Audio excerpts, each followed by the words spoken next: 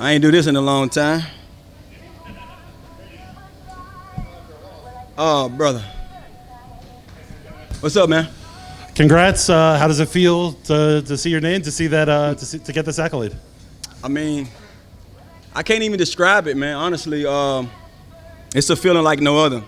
I haven't had this much emotion build up in me in a long time. I was telling somebody, I was jokingly talking to someone about last time I boohoo cried this much is when I lost somebody. So, man, trust me, I'm overwhelmed with joy right now. But it's a hell of a feeling, man. Honestly, I think when you look back at it, because I've been looking back at it since they told me, it's gratifying just to know, man, that you're going to be appreciated. I'm one of those guys.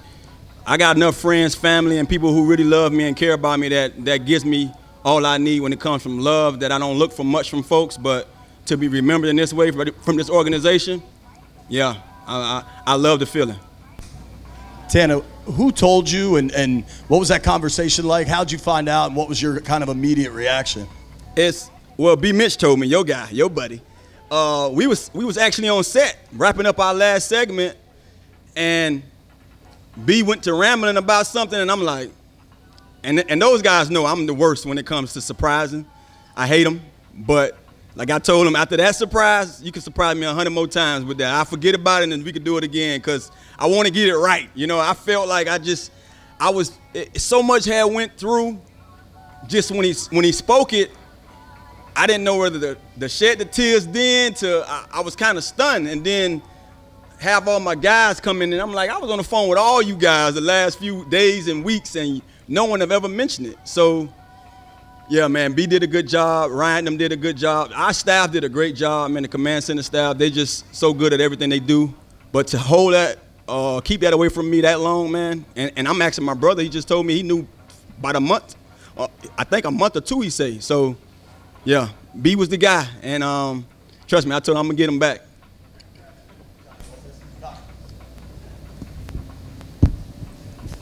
When you get something like this, what do you look back on with what you went through here in your playing career here? One of the things that stand out to me, man,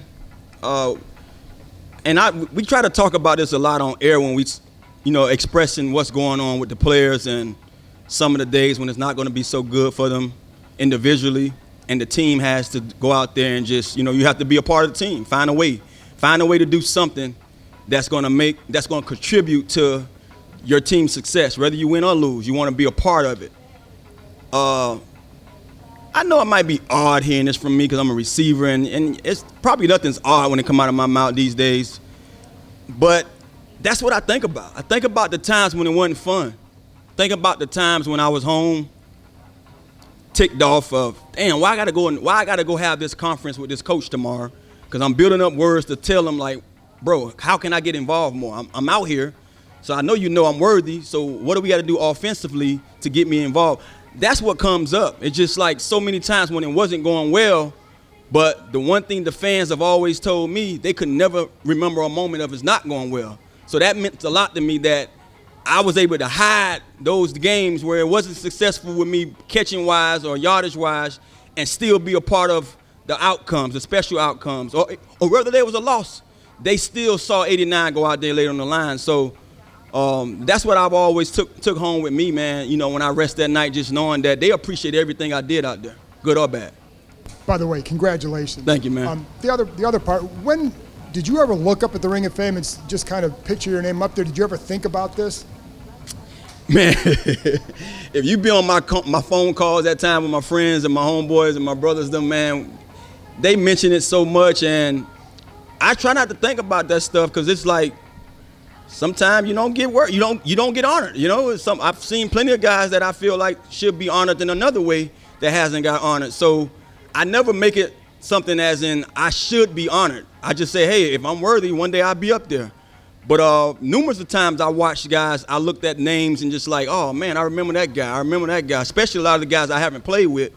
I remember last season, I was standing on the field with B and BC, and we was looking at London name, and we was talking about the night that London got in there, and I was like, man, London and Chris Samuels, those are two guys that I played with that, and I was saying I'm sure it's a few more guys in that that from that team that should get acknowledged, but we just don't never know. So to actually have my opportunity come now, man, like I say, I'm honored, man. I'm more than honored.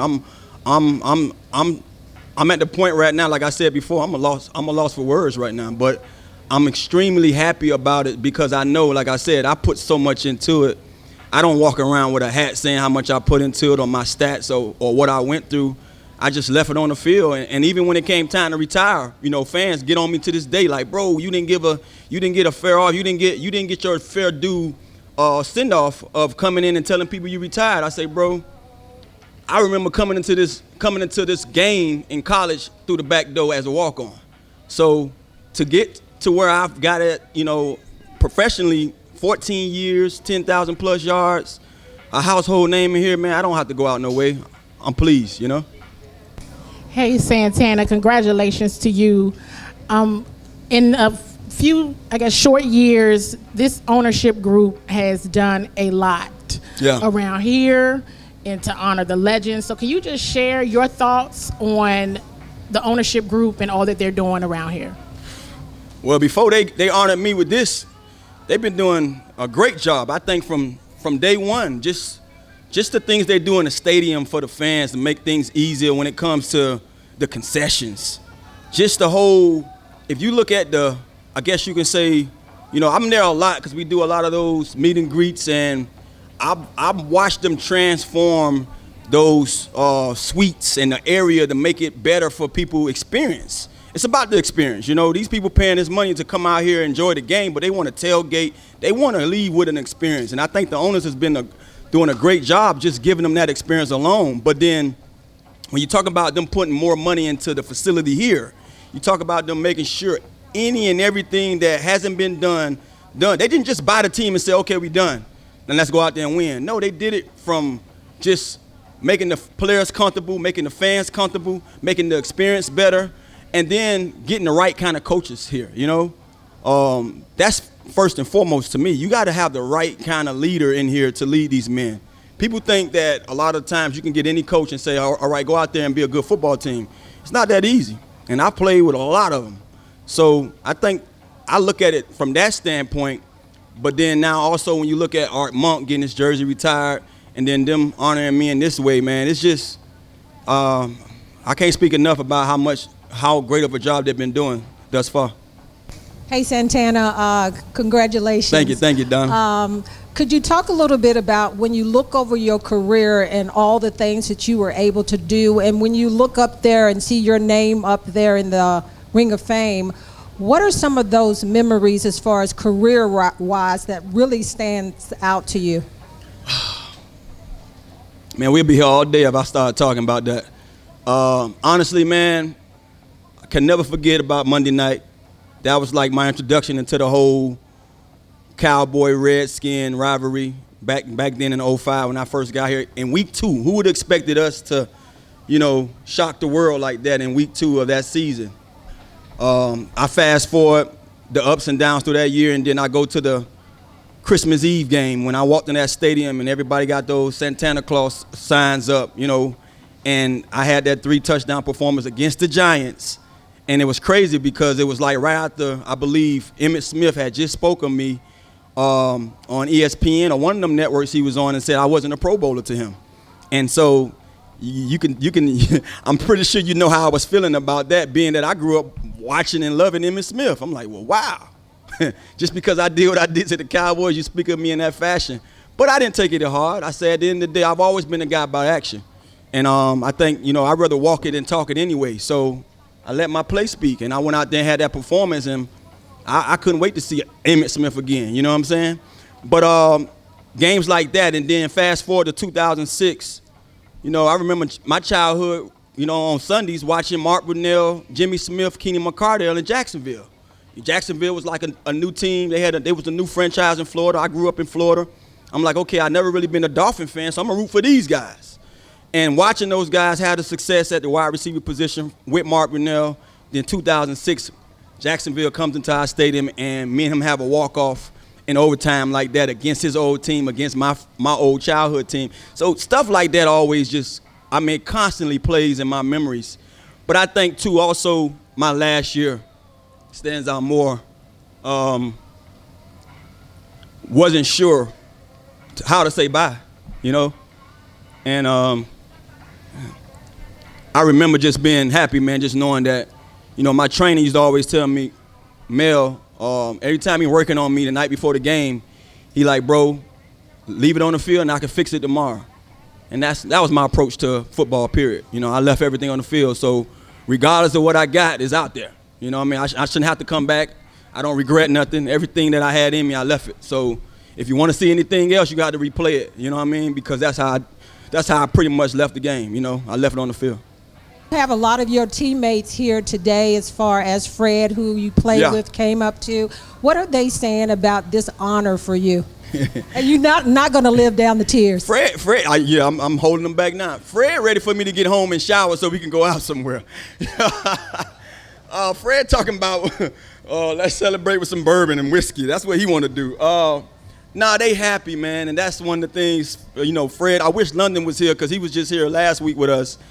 They happy, and I'm pretty sure he's going to be there that day. You know, Sean Springs, ecstatic for me. Fred, ecstatic for me. You got Tim Hightower, guy who played with me, very happy. You know, Tim and my brother been coercing this whole thing for months now, and I had no clue.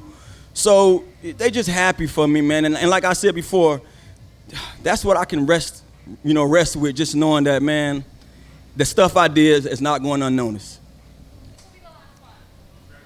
Santana. Congratulations, Santana. Thank you, buddy. We've been listening to guys like Bobby Wagner, Zach Ertz, Von Miller talking about the opportunity to pass down their knowledge to the younger players. For a young receiver who wants to be where you were sitting right here someday, what can your achievement and what you've been able to accomplish teach them? You can teach them a lot.